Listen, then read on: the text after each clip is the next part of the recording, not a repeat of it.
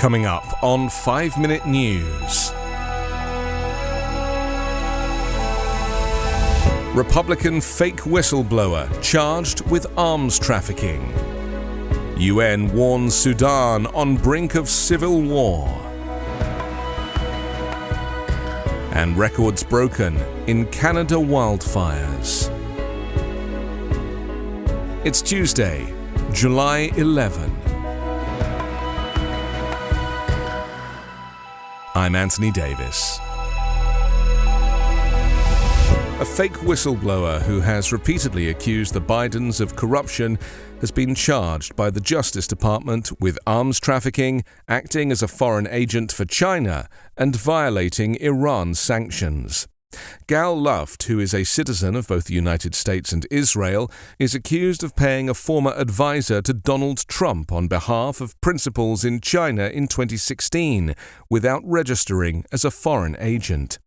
Prosecutors say that Mr. Luft pushed the former government employee, who is not named, to push policies that were favorable to China. They also allege that he set up meetings between officials of Iran and a Chinese energy company to discuss oil deals, which would violate US sanctions. They also allege that Mr. Luft conspired with others and attempted to broker illicit arms transactions with, among others, certain Chinese individuals and entities by working as a middleman to find both buyers and sellers for certain weapons and other materials in violation of the US Arms Control Act.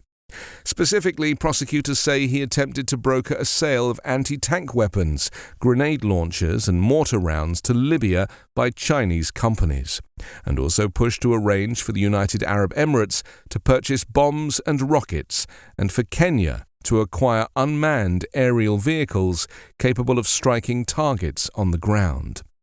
57-year-old Mr. Luft was arrested in Cyprus in February on US charges, but fled after being released on bail while awaiting extradition and is not currently in US custody. US Attorney for the Southern District of New York, Damian Williams, said in a statement that Mr. Luft engaged in multiple serious criminal schemes.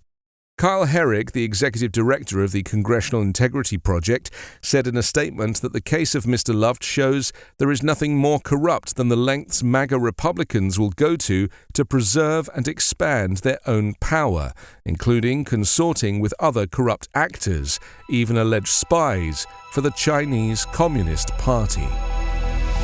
Sudan is on the brink of a full-scale civil war that could destabilize the entire region, the United Nations has warned after an airstrike on a residential area killed about 24 civilians. The health ministry reported 22 dead and a large number of wounded among the civilians from the strike on Khartoum's sister city Omdurman in the district of Dar es Salaam. After nearly 3 months of war between Sudan's rival generals, the airstrike is the latest incident to provoke outrage. At least 3,000 people have been killed and 6,000 wounded in the conflict. Survivors have reported a wave of sexual violence and witnesses have spoken of ethnically targeted killings. There's been widespread looting, and the UN warned of possible crimes against humanity in the Darfur region. Since the war began, paramilitaries have established bases in residential areas, and they've been accused of forcing civilians from their homes. The UN Secretary-General Antonio Guterres on Sunday condemned the airstrike in Omdurman, a city just across the Nile from the Khartoum, saying it reportedly killed at least 22 people and wounded dozens.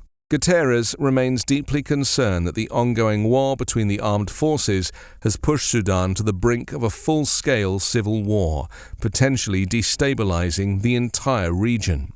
There is an utter disregard for humanitarian and human rights law that is dangerous and disturbing.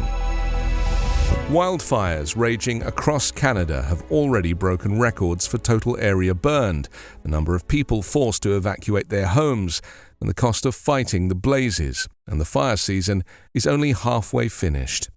It's no understatement to say that the 2023 fire season is and will continue to be record-breaking in a number of ways, Michael Norton, Director General of the Northern Forestry Centre Canadian Forest Service, said during a briefing. Norton said warm weather and dry conditions across Canada indicate the potential for higher than normal fire activity throughout July and August. Drought is a major contributing factor affecting parts of all provinces and territories, intensifying some regions. When coupled with forecasts for ongoing above-normal temperatures across most of the country, it's anticipated that many parts of Canada will continue to see above-normal fire activity. Last week, there were 639 active fires burning in Canada, with 351 of them out of control. So far this year, there's been 3,412 fires, well above the 10-year average. The fires have burned 27.7 million acres, an area about the size of the state of Virginia. The fine particles found in fire smoke not only have the ability to penetrate deep into airways, they also can travel long distances, meaning they could drift far into the US. There have been reports that fires in eastern Canada and Quebec are affecting air quality in Europe. Higher concentrations of smoke increase health risks to the lungs, brain, cognitive functions, and even fetal development. 5 Minute News is an Evergreen podcast covering politics, inequality, health, and climate, delivering independent, unbiased, and essential world news daily. Mad Magazine. Advertising mascots. B-movie posters. And cartoons. Oh yeah, can't forget cartoons.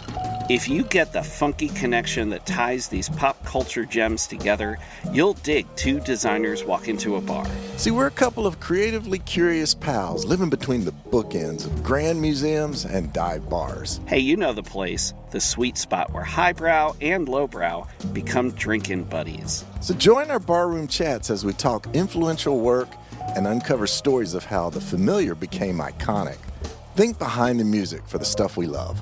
Check out our website at twodesignerswalkintoabar.com. And listen wherever you get your podcasts or visit evergreenpodcasts.com.